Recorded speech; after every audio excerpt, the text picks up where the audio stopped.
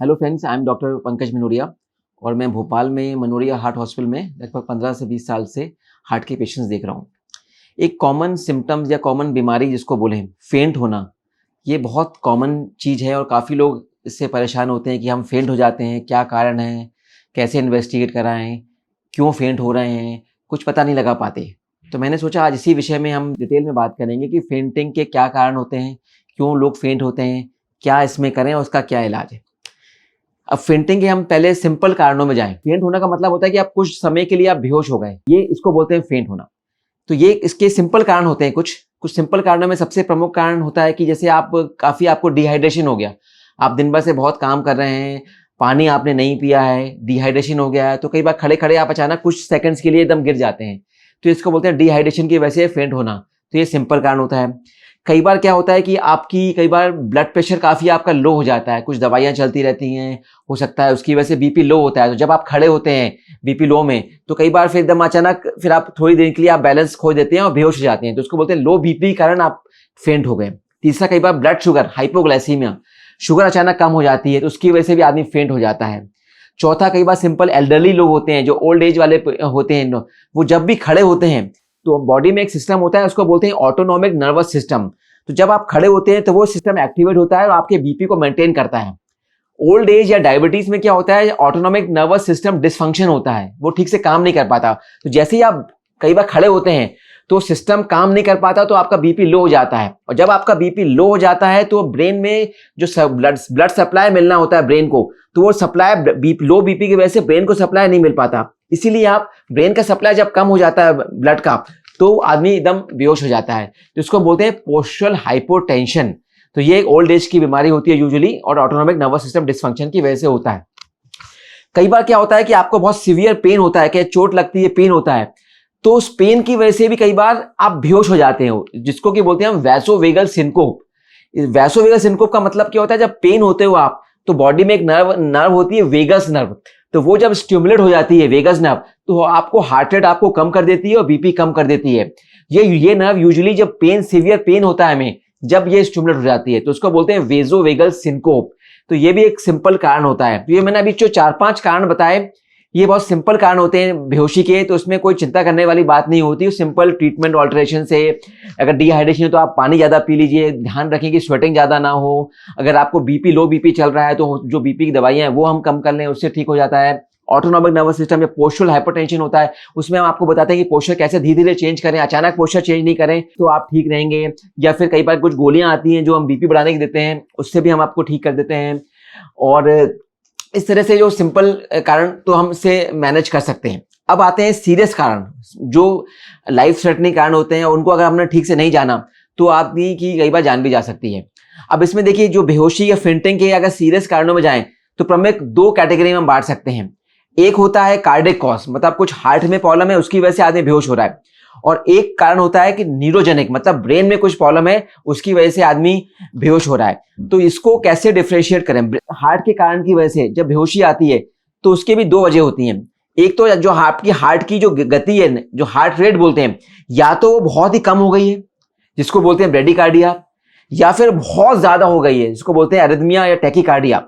ये 2 कारणों की वजह से भी हार्ट की जो होती है उसमें बेहोशी आ जाती है। ठीक है, जब आपकी हार्ट रेट कम हो जाती है, जिसको क्या बोलते हैं ब्रेडिकार्डिया या कंप्लीट हार्ट ब्लॉक, मतलब जो हार्ट की गति जो हो रही है वो मतलब नॉर्मली जो हम बोलते हैं 60 से 100 होती है, अगर वो 30-40 तक आ जाती है तो क्या होता है, जब हार्ट की गति कम हो जाती है तो जितना हार्ट पंप करता है ब्लड और ब्रेन को मिलना चाहिए सर्कुलेशन, वो ब्रेन का सर्कुलेशन कम हो जाता है, क्योंकि आपकी हार्ट की गति कम हो गई तो सप्लाई हार्ट पंप करता है तो ब्रेन को सप्लाई मिलता है। हार्ट की गति कम हो गई, ब्रेन का सप्लाई कम हो गया, तो ब्रेन का सप्लाई जैसे ही कम हुआ आदमी बेहोश हो गया। तो एक कारण होता है हार्ट की गति कम होना, जिसको कंप्लीट हार्ट ब्लॉक बोलते हैं। तो वो अगर हो जाता है, वो हम ईसीजी करके इजीली डायग्नोस कर लेते हैं, भैया हाँ इसको कंप्लीट हार्ट ब्लॉक है, इसकी वजह से हो रहा है। फिर हम उसके हिसाब से उसको पेसमेकर लगाते हैं हार्ट को गति बढ़ाने का। तो ये एक प्रमुख कारण होता है, हार्ट की गति कम होती है, चक्कर आने का या फेंट होने का। अब एक दूसरा कारण होता है, हार्ट की कई बार गति बहुत ज्यादा हो जाती है, जिसको हम बोलते हैं वेंट्रिकुलर अरिथमियाज या वीटी बोलते हैं शॉर्ट फॉर्म में। वो जब हो जाती है, मतलब हार्ट की नॉर्मल गति मैंने बताया 100 तक होती है, अगर कई बार क्या गति शॉर्ट सर्किट होता है हार्ट में तो गति 250-300 पहुंच जाती है।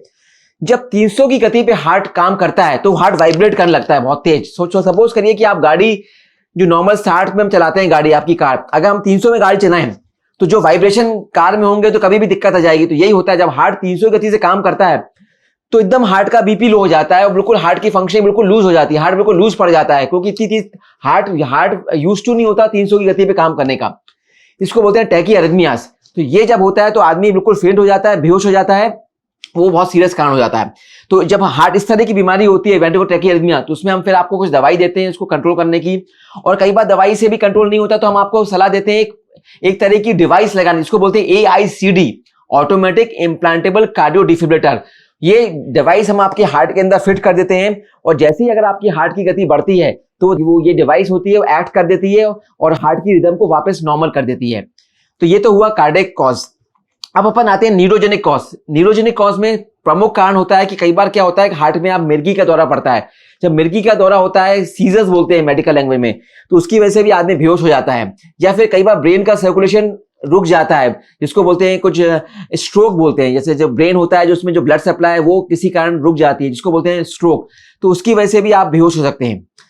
तो आप कैसे डिफरेंशिएट करें, आप अगर आप ये जो बेहोशी हो रही है ये कार्डियक की वजह से हो रही है या फिर आपकी न्यूरो की प्रॉब्लम की वजह से हो रही है। देखिए, जो अगर न्यूरो की प्रॉब्लम होती है, जैसे मैंने बताया मिर्गी, जब मिर्गी का दौरा पड़ता है आपको, जो उसके बाद आदमी बेहोश होता है, तो जो होश में आने का टाइम होता है वो थोड़ा ज्यादा होता है, मतलब उसमें कम से कम उसको 10 से 15 मिनट लगते हैं पूरी तरीके से होश में आने में। लेकिन जब कार्डियक कारण होता है, जब ब्लड सप्लाई कम हुई, बेहोश हुआ, तो उसकी में जो रिकवरी होती है वो तुरंत हो जाती है, मतलब विद इन मिनट आप एकदम होश में आ जाते हो। तो ये एक प्रमुख कारण होता है। दूसरा, जो मिर्गी होती है, जब सीजर्स आते हैं तो आपको होने से पहले, आपको कुछ सेकंड पहले आपको अंदाजा हो जाता है, हाँ मुझे मिर्गी आने वाली। कुछ प्रोड्रोमल सिम्टम्स होते हैं, उल्टी आने लगती है, सर दर्द करने लगता है, ये होते हैं। लेकिन जब कार्डियक में कंप्लीट हार्ट ब्लॉक होता है तो सिम्टम्स कुछ भी नहीं होते। तीसरा, यूजुअली जो कार्डियक वाले सिम्टम कभी होती है वो आपको जरूरी नहीं खड़े होने पे हो, एकदम आराम से आप बैठे हैं, बात कर रहे हैं, बैठे बैठे एकदम अचानक बेहोश हो जाओगे, ये ऐसा होता है यूजुअली, ये कार्डियक कॉज की वजह से होता है। कार्डियक कॉज में यूजुअली स्वेटिंग बहुत ज्यादा होती है, वैसे जब अपन न्यूरो कॉज में समझे, मिर्गी में स्वेटिंग नहीं होती। मिर्गी वगैरह आता है उसमें टंग बाइट की चांस बहुत ज्यादा होते हैं। अगर आप देखा किसी को बेहोश होगा, टंग में बाइट हो गई, इंजरी हो गई, टंग से खून निकल रहा है, तो यूजुअली ये न्यूरोजेनिक कॉज है, मतलब कुछ न्यूरो कॉज है। और एक मिर्गी का और एक प्रमुख लक्षण होता है कि जब आप मिर्गी की दौरा होता है तो अपना जो ब्लैडर और बावल का कंट्रोल है वो लूज कर जाता है, तो आदमी को यूरिन हो जाता है, फिर या फिर आदमी को लैट्रिन हो जाती है। तो ये सब हो रहा है फेंट के कारण, तो ये न्यूरो के कॉज हैं। इस तरह से हम बेसिक करके अपन डिफरेंशिएट कर सकते हैं कि कॉज ये कौन सा कॉज है, उसके लिए अपन कैसे ठीक करें। जब आपने डिसाइड कर लिया तो आप आगे कैसे इन्वेस्टिगेट करा जाता है, डॉक्टर आपको कैसे इन्वेस्टिगेट करेगा। इसमें अगर हम कार्डियक कॉज समझते हैं तो या तो आपका ईसीजी करते हैं, इको करते हैं। कई बार ईसीजी नॉर्मल भी आ सकता है और आपको कंप्लीट हार्ट ब्लॉक होता है, मतलब उसको बोलते हैं इंटरमिटेंट हार्ट रेट कम होना।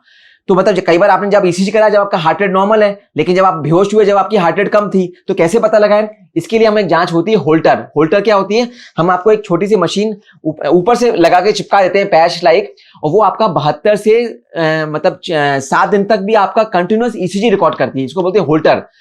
तो उसमें क्या होता है कि जब आपको चक्कर आएंगे तो उस समय ईसीजी रिकॉर्ड हो जाएगा ऑटोमेटिक आपका, और हम बाद में उसको एनालाइज कर लेंगे, पता लगा लेंगे जब चक्कर के टाइम पे आपको जब सिम्टम्स हुए उस समय आपकी ईसीजी कैसे था, तो उससे हम कोलेट करके आपका एग्जैक्ट कारण क्या है इसको पता लगा लेंगे। तो एक होल्टर की जांच बहुत इंपॉर्टेंट जांच होती है, जिसको हम चक्कर आता है उसको हम हमेशा लगाते हैं। हमने आपके हार्ट के कॉज रूल आउट कर लिए। अगर हार्ट के कोई कॉज नहीं है तो फिर हम ब्रेन की जांच में 2 जांचें होती हैं। एक तो आपका ब्रेन का एमआरआई कराया जाता है, इससे पता लग जाएगा कोई ब्रेन में कोई फोकस तो नहीं जिसकी वजह से हो रहा है। फिर एक दूसरी जांच होती है कैरोटिड आर्टरी।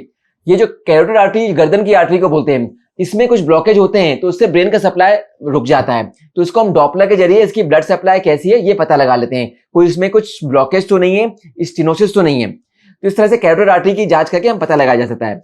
तो फेंटिंग आज मैंने आपको कई सिंपल कारण बताए।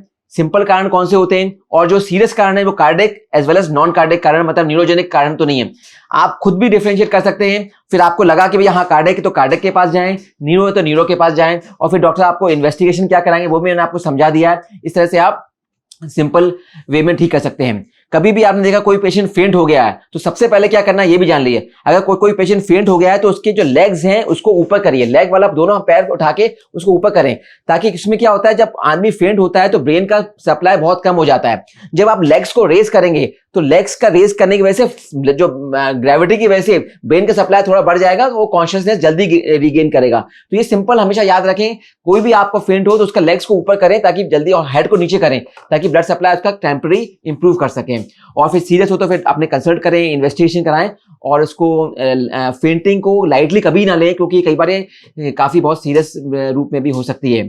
आपको ये वीडियो अच्छा लगे सबसे शेयर करें, क्योंकि बहुत इंपॉर्टेंट वीडियो है, इंपॉर्टेंट सिम्टम्स है, कॉमन सिम्टम्स हैं। और कोई भी डाउट हो तो मुझे कमेंट बॉक्स में लिखें, मैं इसका आपको जरूर जवाब दूंगा। धन्यवाद।